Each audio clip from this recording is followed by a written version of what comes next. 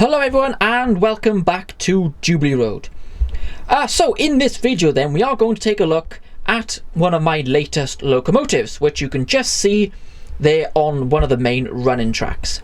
But before I get into that, I just want to talk about Wall-E, which is the model rail show that is coming up in a week's time. That's come around really quick, hasn't it?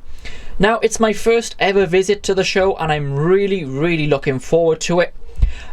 So I'm going to be there both days, pretty much from the time it opens to the time it closes. So if you are planning on attending Wall-E this year, be nice to let me know in the comment sections if you are going, to see who's going, and it'd be nice to hopefully meet up with some of you. If you do see me around the show, please come up to me and say hello, even if I'm filming, guys. Don't worry about it.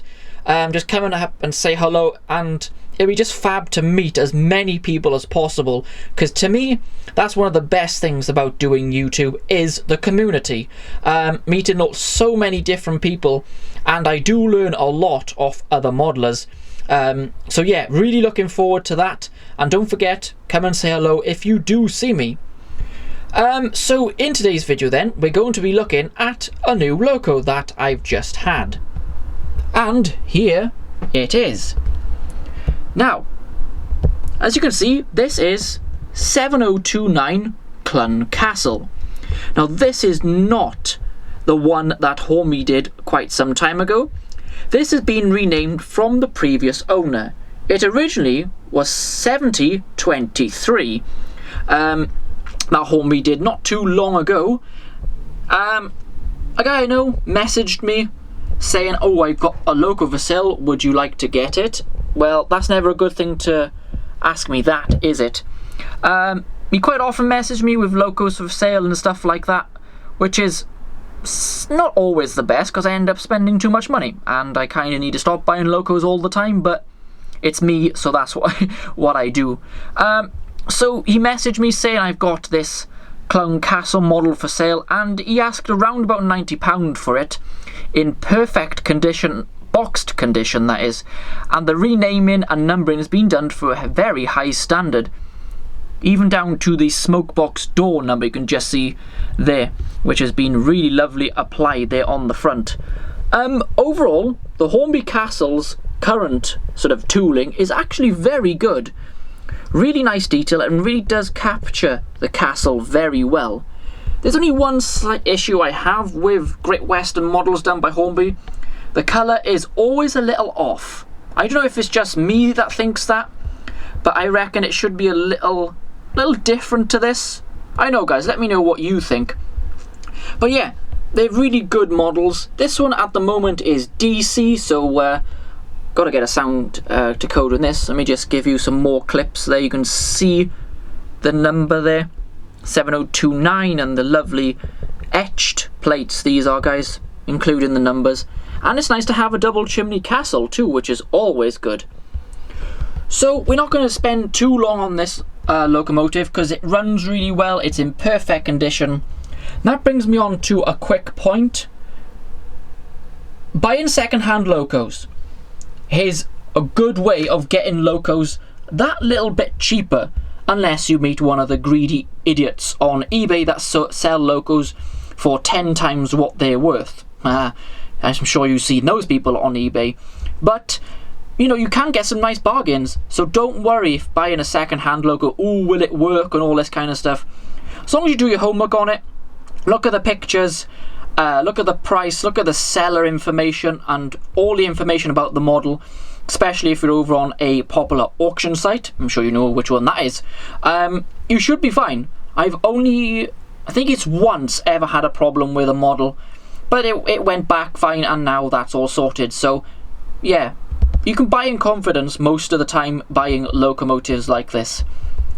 What I'm going to do now, we're going to put it with a support coach and run it around the layout a few times and get some shots of it for you. So let's send it around the layout for the first time. So, Clun Castle, take it away.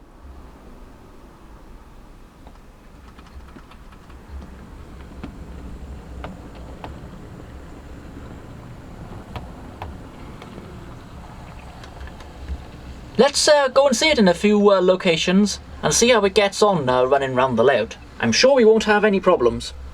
Famous last words, that is.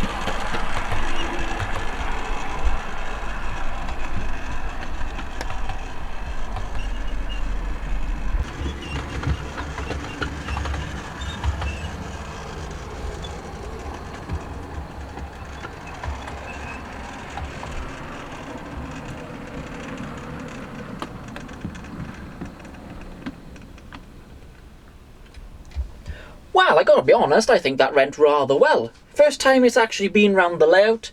Yeah, no really problems at all.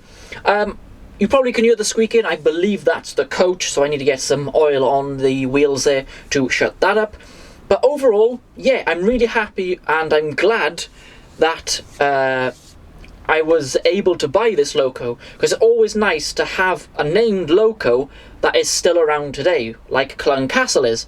It's been on the main line fairly recently and I filmed it this year, so I always like to get the steam locos that I've seen in person and out on the main line or a preserved railway. So yeah, it's always good to see that. So just before I go, I have been doing work on the layout. You might have noticed that the shed area has had a slight change around and sort of that incline bit has been taken out, so I'm working on that and sorting out the main station concourse area. That's had quite a bit of work done in the last few days as well, so plenty going on here. Sort of in a couple of days time we will have a video telling you what is left to come for 2019. I can't believe we're this far into November already. It's crazy, really. So guys, thank you very much for watching and hope to see you at Worley next weekend. I'll be back here at Jubilee Road or on location very soon. Bye everyone.